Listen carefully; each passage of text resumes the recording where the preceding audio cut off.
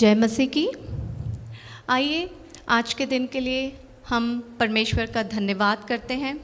यह रविवार का दिन है, यह शुभ दिन है और हम सब परमेश्वर की शरण में हैं, उनकी महिमा के लिए, उनकी आराधना के लिए, उनके स्तुति गान के लिए, उनके बड़े नाम का धन्यवाद करते हुए हम आज अपने वचन में आगे बढ़ते हैं एक छोटी सी प्रार्थना के साथ।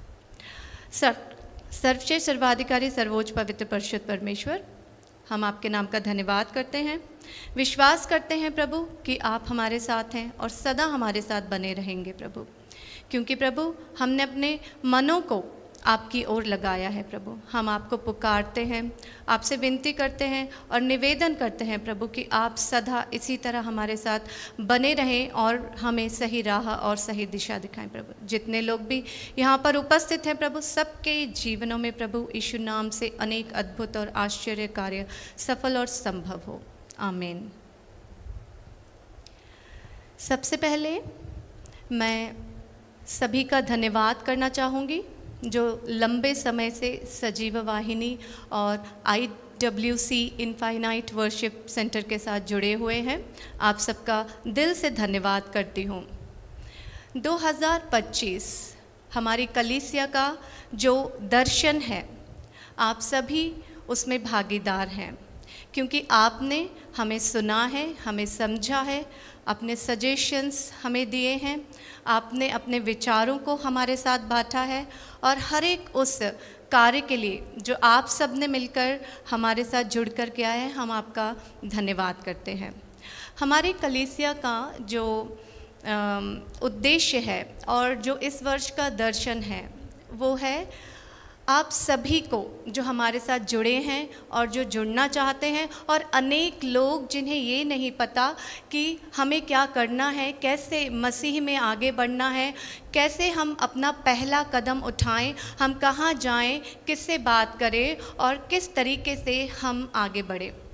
हर एक व्यक्ति को अपने वरदानों को जानने की ज़रूरत है, लेकिन जब हम मनुष्य की शक्ति से बढ़कर किसी बात के बारे में जानकारी हासिल करना चाहते हैं तो हमें उसके लिए एक गाइड चाहिए होता है, एक सलाहकार चाहिए होता है, एक टीचर चाहिए होता है, एक शिक्षक चाहिए होता है ना, ताकि वो हमें हर बात की स्पष्टता दे सके, हमें समझा सके।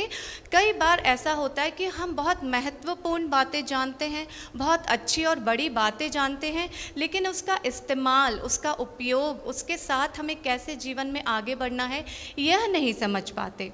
यह जानने के लिए, समझने के लिए आपको हम आमंत्रित करते हैं कि आप हमारे साथ जुड़ें, क्योंकि यह कलीसिया आप सभी के लिए द्वार खोलती है कि वो सभी लोग जो मसीह में आगे बढ़ना चाहते हैं, जो वचन को जानना और समझना चाहते हैं, जो चाहते हैं कि जहाँ तक वे आगे बढ़े हैं वहीं पर वे रुक ना जाए, और बहुत कुछ है हमारे करने के लिए, है ना। हमने पिछले हफ्ते में जाना कि एक कलीसिया का विस्तार कैसे होना चाहिए, है ना। एक कलीसिया सिर्फ एक जगह हमने इमारत खड़ी कर दी है और वहीं से हम प्रचार कर रहे हैं, वो सुसमाचार नहीं होता, वो शुभ समाचार नहीं होता, है ना। शुभ समाचार और सुसमाचार का उद्देश्य ये है कि वो विस्तार करे, अनेक प्रांतों तक जाए, अनेक, है ना, हमारे आसपास के हर नगर तक, हर शहर तक, हर देश तक, हर इलाके तक जाए और ये शुभ समाचार सुनाए, ये सुसमाचार सुनाए और अनेक दुखी लोगों को, है ना, शांति और समाधान दे। ये हमारी कलीसिया का दर्शन है इस वर्ष, है ना।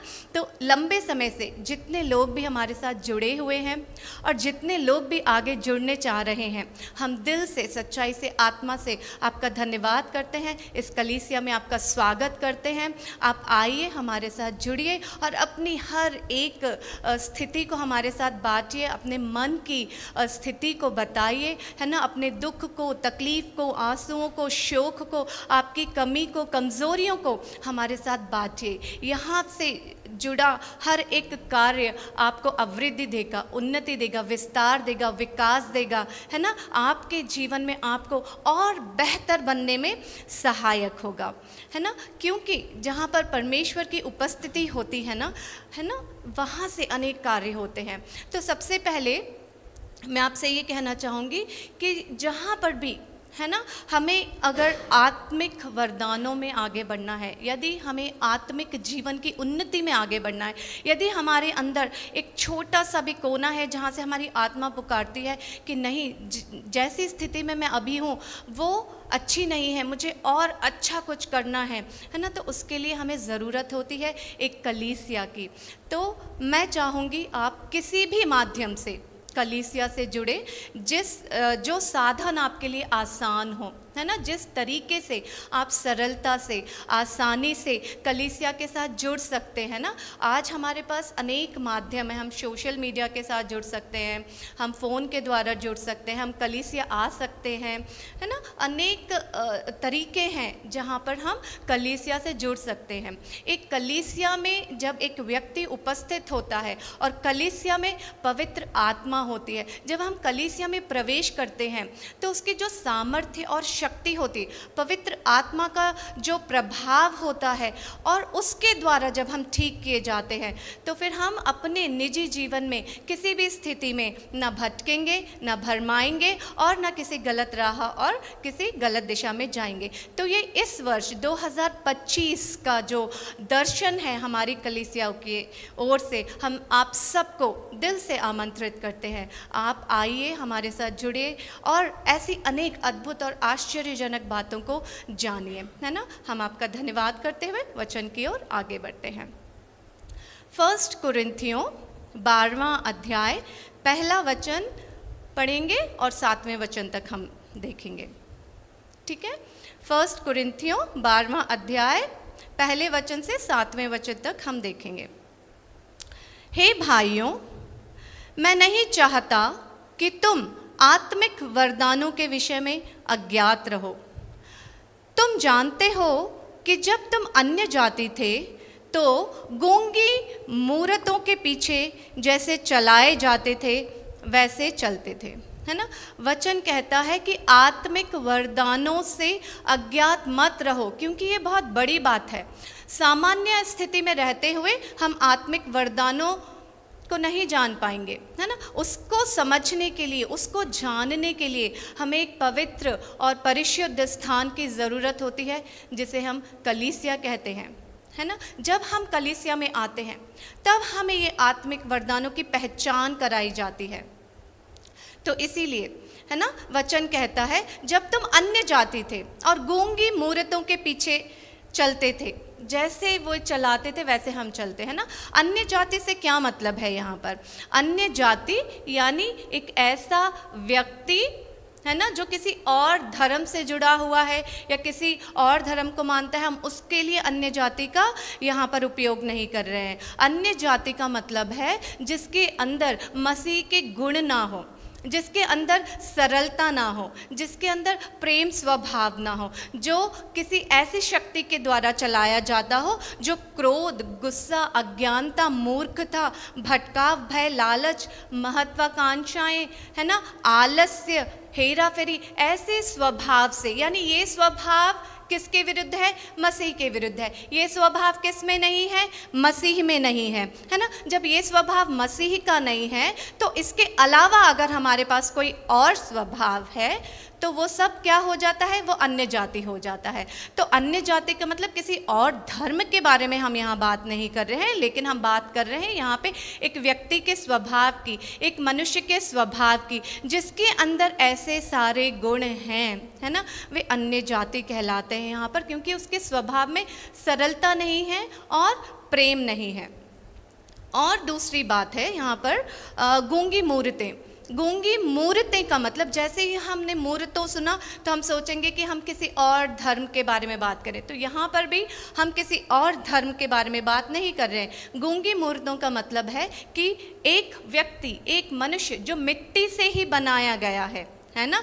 मूर्तियाँ भी हम मिट्टी से बनाते हैं, स्टैच्यूज़ भी कई तरीके से बनाए जाते हैं। अलग अलग प्रकार के जो भी बनावट है जिसको मनुष्य बनाता है वो मिट्टी के द्वारा बनाते हैं, है ना, अनेक पदार्थों का इस्तेमाल करते हुए। लेकिन जो परमेश्वर के द्वारा बनाया गया मनुष्य है वह भी मिट्टी से बनाया गया है और उसे परमेश्वर ने स्वतंत्र स्वभाव दिया है। लेकिन इस दुनियादारी के चलते, इस संसार में रहते हुए मनुष्य ने क्या किया? अपनी स्वतंत्रता को छोड़ दिया, अपनी स्वतंत्रता को भूल गया और एक मूरत के समान, एक गूंगी मूरत के समान, है ना, अगर कोई पुतला है तो क्या वो बोलेगा? वो कोई एक्शन लेगा? वो चलेगा फिरेगा? वो अपने मन के भाव हमसे बोलेगा? नहीं बोलेगा ना। तो ऐसा व्यक्ति, ऐसा मनुष्य जो अपनी स्वतंत्रता को खोकर, है ना, एक गूंगे व्यक्ति की तरह जीने लगा है, जो अपने किसी भी भाव को बता ना सके, जता ना सके, और जहाँ उसे ले जाया जाए वहाँ चला जाए। उस ऐसे मनुष्य को किसी भीड़ में ले जाकर खड़ा कर दो तो वहाँ पर भी वो खामोशी से खड़ा हो जाएगा, चौराहे पे खड़ा कर दो वहाँ पर भी खामोशी से खड़ा हो जाएगा, सड़क पर खड़ा कर दो वहाँ पर भी खामोश रहेगा, कलीसिया में लाकर बिठा दो वहाँ पर भी खामोश रहेगा, है ना। क्योंकि परमेश्वर वचन के द्वारा हमें यही बता रहे हैं, है ना। गूंगी मूर्तों के पीछे जैसे चलाए जाते थे, है ना, इन्हें कौन सी शक्ति चला रही है? इनके अंदर भी, इनका स्वभाव भी ऐसा है कि ये किसी और शक्ति के द्वारा चलाए जा रहे हैं। वो उनकी मन घड़ंत हो सकती है, वो उनकी मन की इच्छाएं हो सकती हैं, और वो किसी भी बात के लिए अपनी चॉइस का प्रदर्शन नहीं करेंगे। नहीं, वो सवाल नहीं करेंगे कि मैं क्यों इस भीड़ में खड़ा हूँ, है ना। किसी ने बोल दिया हम जाकर खड़े हो गए, कोई लेकर चला गया हम चले गए, है ना। हमारी अपनी स्वतंत्रता को हम भूल गए। इस ऐसी स्थिति को यहाँ गूंगी मूर्तें कहा गया है। तो वचन हमें ये बताता है ना, यदि हमें ये आत्मिक वरदान जो हमने फर्स्ट वचन में पढ़े हैं कि आत्मिक वरदानों के विषय में अज्ञात मत रहो। सबसे पहला वरदान क्या है? तुम्हारा जीवित होना ही वो पहला वरदान है ना। तुम जीवित हो, यानी आज भी तुम्हारे पास समय है, मौका है, वक्त है कि तुम अपनी इस अन्य जाति वाली स्थिति को बदल सको, है ना, अपनी इस गूंगी मूरत वाली स्थिति को बदल सको और अपनी पहचान बना सको स्वतंत्र होकर, है ना। जब तुम चले गए, कहीं पर भी तुम्हें खड़ा कर दिया, तुम चले गए, तुम्हें किसी ने बुला लिया, तुम उठे और वहाँ चले गए, है ना, तुमने सवाल ही नहीं किया कि मैं क्यों आऊँगा, मैं क्यों करूँ, मैं क्यों कर रहा हूँ, मैं क्या कर रहा हूँ। जब हम इस स्थिति में नहीं रहते हैं, जब हम ऐसे स्वभाव को खो बैठते हैं, तो वचन कहता है कि मनुष्य जीवित होकर भी एक गूंगी मूरत के समान ही जी रहा है, क्योंकि उसमें अपने कोई बोल नहीं है, उसमें अपना कोई व्यक्तित्व नहीं है, उसका अपना कोई स्वभाव नहीं है। वो दुनिया के द्वारा चलाया जा रहा है, इस संसार के द्वारा चलाया जा रहा है, और ऐसे चलते चलते चलते वो नष्ट हो जाता है, नाश हो जाता है, और उसे किसी भी प्रकार की कोई अच्छाई, कोई लाभ ही प्राप्त नहीं होता। क्योंकि मनुष्य की तरह जन्म लेना ही सबसे पहला वरदान है, और आज हम जीवित हैं ये भी हमारे लिए वरदान है, हमारी सांसें चल रही हैं ये वरदान है, आज हमारे पास मौका है ये भी वरदान है ना। इससे भी बड़े बड़े वरदान हैं, लेकिन उन वरदानों तक पहुंचने के लिए ये आत्मिक वरदान जिसके बारे में हम बात कर रहे हैं, इन वरदानों को प्राप्त करने के लिए हमें, है ना, कुछ बदलाव करने होंगे। वो क्या बदलाव है? ये जो अन्य जाति वाली स्थिति है, यानी ये अन्य जाति क्या है? प्राचीन स्थिति, प्राचीन स्वभाव। जब हम यीशु मसीह को नहीं जानते थे, हमें यीशु मसीह की पहचान नहीं थी, उससे पहले जैसे हम थे, और अगर आज भी हम वैसे ही हैं, तो फिर हम अन्य जाति में ही गिने जाएंगे, है ना। जब हमने उपदेश नहीं सुने, यीशु मसीह के द्वारा प्रचार नहीं सुना, हम उनके द्वारा बताए गए नियमों को, कानून को, उनके उपदेशों को, उनके दर्शनों को, उनके दृष्टांतों को, है ना, हमने नहीं सुना था, और उससे पहले हमारा स्वभाव जो था, यानी प्राचीन स्वभाव, प्राचीन स्थिति, और आज हम वचन सुनते हैं, वचन पढ़ते हैं, अनेक मीटिंग्स अटेंड करते हैं, कलीसिया आते हैं, जाते हैं, लेकिन हमारे अंदर कोई बदलाव नहीं है ना। हम किसी भी रूप में अपने उस स्वतंत्र स्वभाव में नहीं आए जो स्वभाव हमें मसीह ने दिया है, हमें परमेश्वर ने दिया है, तो हम उसी पुरानी स्थिति में हैं। और जब हम पुरानी स्थिति में हैं तो हम क्या कहलाएंगे? अन्य जाति कहलाएंगे, है ना। और जब अन्य जाति कहलाएंगे तो फिर ये आत्मिक वरदान हमारे अंदर फलेंगे ही नहीं। ये आत्मिक वरदान यदि हमारे अंदर फलना है, जिससे हम अज्ञात है, जो हमें मालूम नहीं है, जो हमें समझ ही नहीं आता। और जब हम आत्मिक वरदानों की बात करते हैं तो कई लोग इसका अंगीकार भी नहीं कर पाते। उन्हें पता ही नहीं है कि आत्मिक वरदान भी कुछ होते हैं, क्योंकि सारी दुनिया, सारा संसार इसे मानने से घबराता है ना, क्योंकि वे लोग अज्ञात हैं, ऐसी चीज़ों से दूर हैं, उन्हें पहचान ही नहीं है। और यदि हम जो ये सब कुछ बातें जानते हैं, लेकिन उसके लिए जो कदम हमें उठाना है, उसके लिए जो प्रयास हमें करना है, जो परिश्रम हमें करना है, वो नहीं करते, तो हम सब कुछ जानते हुए भी फिर अपने प्राचीन स्वभाव में हैं, प्राचीन स्थिति में हैं। और अगर प्राचीन स्वभाव और प्राचीन स्थिति में हैं तो फिर हमारे अंदर आत्मिक वरदान फलवंत ही नहीं किए जाएंगे, हम उन्हें जान ही नहीं पाएंगे, समझ ही नहीं पाएंगे। तो फिर हमारा जीवित रहना है ना, वो भी बस समय गुजर जाएगा और यूं ही हमारा जीवन व्यर्थ हो जाएगा। इसीलिए हम आप सबसे ये बातें कहना चाहते हैं कि समय बहुत कम है ना। हमने देखा कि इस नए वर्ष में दुनिया में चारों तरफ कितनी हानियां हो रही हैं, कितनी तकलीफ़ें हो रही हैं, कितने आंसू हैं, शोक है ना, चारों तरफ तबाही मची हुई है ना। हम सब समाचार देखते हैं ना, और जहाँ से भी हमें खबरें आती हैं वहाँ से हर दिन हमें कोई ना कोई बुरी खबर ही आती है, कहीं कुछ हुआ, कहीं कुछ हुआ। ऐसा संसार का, इस दुनिया का ऐसी कोई भी कोना नहीं है जहाँ पर तबाही ना मची हो। अलग अलग प्रांत में, अलग अलग देश में है ना, चारों तरफ कुछ ना कुछ बुरा हो रहा है ना। क्या आप एक ऐसे व्यक्ति नहीं बन सकते? क्या आप एक ऐसा कदम नहीं उठा सकते जो ऐसी स्थितियों को बदलने में हमारा भागीदार बन सके, इस कलीसिया का भागीदार बन सके, है ना। ऐसी स्थितियां जो आने वाले समय में और भी ज़्यादा प्रभाव देने वाली हैं, बुरा प्रभाव डालने वाली हैं, क्या हम उस चीज़ का हिस्सा बन सकते हैं कि हम सब लोग एक मन एक आत्मा होकर देश दुनिया के लिए प्रार्थना करें और ऐसे आत्मिक वरदानों से अज्ञात ना रहें, उसे जानने और समझने और मानने के लिए अपने इस प्राचीन स्थिति से बाहर निकलें, अपने इस प्राचीन स्वभाव को छोड़ दें और एक नए मनुष्य की तरह, नए जीवन की तरह, एक नए व्यक्तित्व को प्राप्त कर हम आगे बढ़ें? क्या हम ऐसा कर सकते हैं? क्योंकि परमेश्वर में तो कार्य बहुत हैं, है ना। हम एक और वचन देखेंगे, 1 कुरिन्थी हम 4 वचन देखेंगे। वरदान तो कई प्रकार के हैं परंतु आत्मा एक ही है, और सेवा भी कई प्रकार की है परंतु प्रभु एक ही है, और प्रभावशाली कार्य कई प्रकार के हैं परंतु परमेश्वर एक ही है, जो सब में हर प्रकार का प्रभाव उत्पन्न करता है, किंतु सबके लाभ पहुंचाने के लिए हर एक को आत्मा का प्रकाश देता है ना। हमारा आज का विषय है आत्मा का प्रकाश। अन्य जाति, गूंगी मूर्तें या फिर आत्मा का प्रकाश, हम किस स्थिति में हैं? हम आत्मा का प्रकाश पाना चाहते हैं या हम उसी अन्य जाति वाली स्थिति में रहना चाहते हैं, या गूंगी मूर्तों की तरह सब कुछ हमें पता है लेकिन हम प्रयास नहीं करना चाहते, हम मेहनत नहीं करना चाहते, हम परिश्रम नहीं करना चाहते?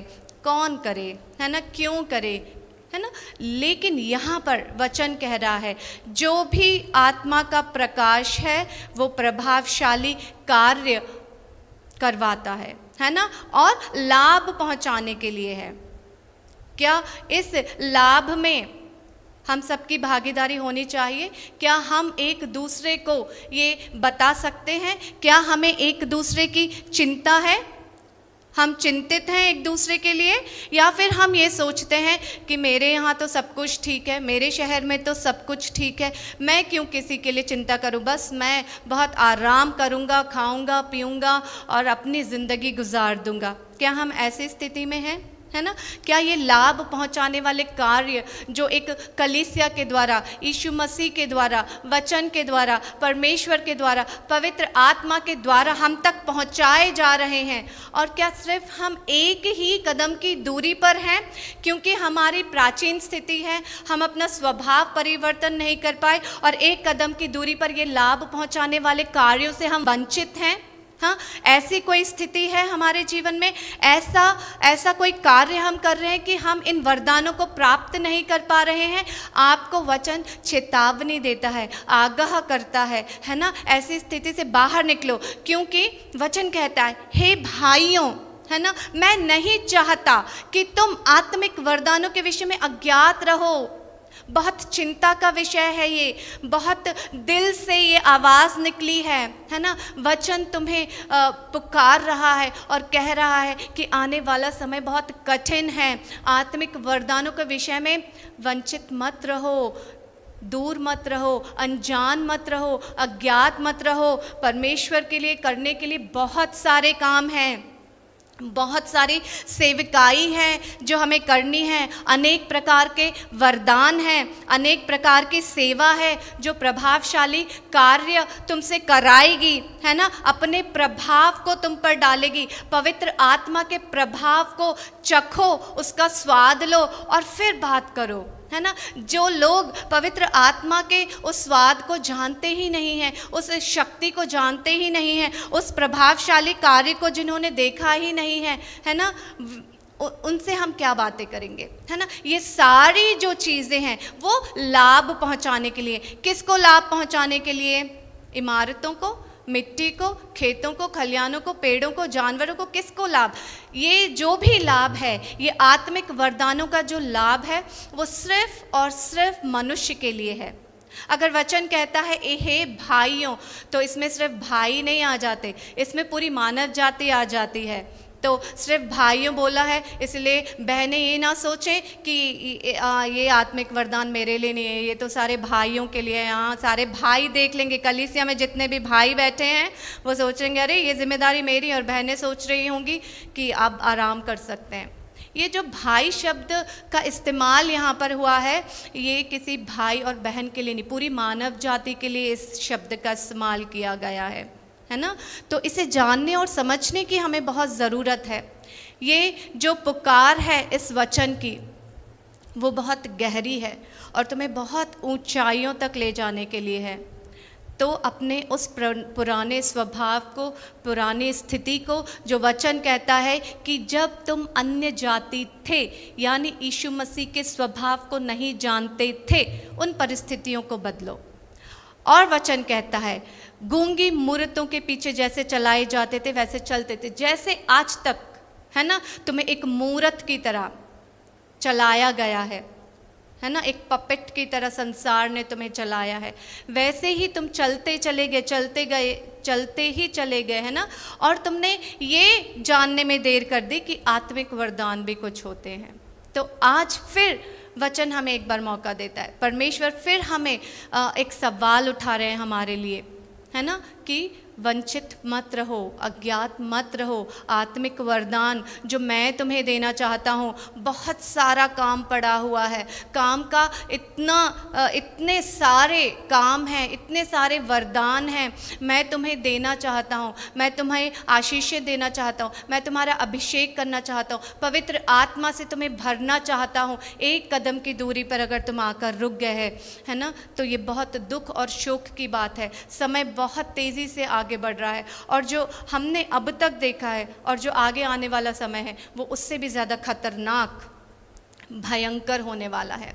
तो हम सबको सिर्फ अपनी ही चिंता नहीं करनी है, हमें एक दूसरे की चिंता करनी है, क्योंकि वचन कहता है लाभ पहुंचाने के लिए हर एक को आत्मा का प्रकाश दिया जाएगा। और आत्मा का प्रकाश आज हम सब से ये कह रहा है, ये लाभ पहुंचाने वाली बातों पर देखो। और लाभ पहुंचाने वाली बातें क्या है? आत्मिक वरदान जो परमेश्वर अपनी शरण में हम सबको देना चाहते हैं, वो वरदान, ताकि हम वो कार्य कर सकें, ऐसी बातों का निर्माण कर सके जो प्रभावशाली हैं, जो प्रभाव को उत्पन्न करती हैं। कहाँ पर?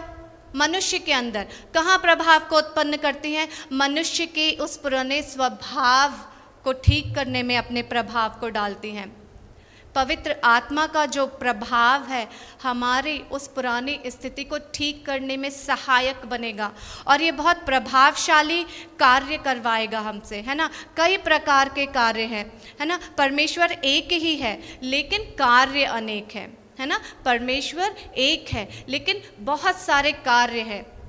अनेक प्रांतों के लिए कार्य है, अनेक शहरों के लिए कार्य है, अनेक लोगों तक पहुंचना है, अनेक भाषाओं के कार्य हैं हमारे पास, अनेक भावों से जुड़े हुए कार्य हैं, है ना। अनेक प्रकार की तकलीफ़ें हैं, अनेक प्रकार के रोग हैं, अनेक प्रकार की समस्याएं हैं। जब इतनी सारी तरह तरह की समस्याएं हैं तो एक ही काम के द्वारा हम ये सब थोड़ी ना कर सकते हैं। तो जितनी तरीके की समस्याएं इस ज़मीन पर हैं, इस पृथ्वी पर हैं, इस धरती पर हैं, देश दुनिया में हैं, उतने ही प्रकार के प्रभावशाली कार्य भी हैं, उतने ही प्रकार के प्रभाव भी उत्पन्न किए जाते हैं इस आत्मिक वरदानों के द्वारा।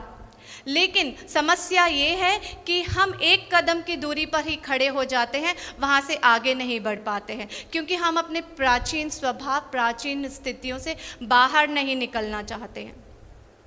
जितने लोग भी है ना आज अपनी अपनी ज़िंदगी में, अपने अपने जीवन में उलझे हुए हैं, उन सब के लिए वचन पुकार कर बुला रहा है, आओ कलीसिया से जुड़ो, एक ऐसी जगह पर तुम जुड़ो जहाँ से तुम्हें मार्गदर्शन मिलेगा, सही दिशा मिलेगी। तुम्हारी जो ऊर्जा है मनुष्य के अंदर, जो परमेश्वर ने अपनी श्वास भरी है, उसकी जो ऊर्जा है, उसकी जो शक्ति है ना, उसके असली प्रभाव को जानो, उस स्वतंत्र स्वभाव को जानो। किसी मनुष्य के द्वारा मत चलाए जाना, पवित्र आत्मा के द्वारा तुम चलाए जाओ, ऐसी पहचान बनाओ, है ना। किसी ऊर्जा के द्वारा मत चलाए जाओ, तुम इस धरती की जो ऊर्जा है उससे मत चलाए जाओ, पवित्र आत्मा के द्वारा चले जाओ, है ना। क्योंकि गूंगी मूर्तें क्या है, हमें गूंगी मूर्तें क्यों कहा गया है? हम इस संसार यानी भौतिक जीवन में हैं, हम वस्तुगत चीज़ों के पीछे भागते रहते हैं, हम द्रव्य पदार्थों के पीछे भागते रहते हैं, हम सामग्री को पाने की कोशिश करते हैं। धरती का जीवन बस इतना ही है, भौतिक, वस्तुगत, द्रव्य पदार्थ और सामग्री, बस सारा जीवन इसको पाने में ही लग जाता है। और जब हम इन सारी चीज़ों को पाने के लिए कोशिश करते हैं ना, तो हम आत्मिक वरदानों से वंचित रह जाते हैं, अज्ञात रह जाते हैं, उनसे दूर हो जाते हैं। एक कदम की दूरी तक हम पहुंचकर भी उसमें से किसी भी चीज़ को हासिल नहीं कर पाते हैं, और फिर दुखी होकर, परेशान होकर, रोगग्रस्त होकर, है ना, हम अपना जीवन खो बैठते हैं।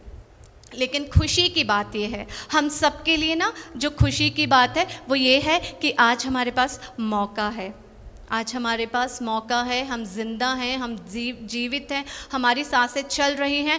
तो हम इस वचन को जानकर, इस वचन की शक्ति को जानकर, इस प्रभावशाली कार्य को जानकर, इसके प्रभाव में आ जाएं, इस आत्मिक वरदानों की प्राप्ति के लिए हम प्रयास करें और इससे अज्ञात ना रहें, और ऐसे कार्य को जानने के लिए परिश्रम करें, ऐसे कार्यों को समझने का हम प्रयास करें, और ऐसे संघ से हम जुड़े जो हमें सच्चे आत्मिक वरदानों के बारे में सही राह और सही दिशा देता है, जो मदद करता है हमारे प्राचीन स्वभाव और प्राचीन स्थितियों को बदलने में, ताकि हम इस पवित्र आत्मा के द्वारा जो कार्य हमें सिखाए जा रहे हैं, पवित्र आत्मा के द्वारा जो राह हमें दिखाई जा रही है, ताकि वो सारे काम, वो सारी सेवा और वो सारी क्रियाएं हम कर सकें अपने पवित्र परमेश्वर की शरण में, उनके उद्देश्य के अनुसार, उनकी महिमा के लिए, उनके सुसमाचार के लिए, उनके शुभ समाचार के लिए,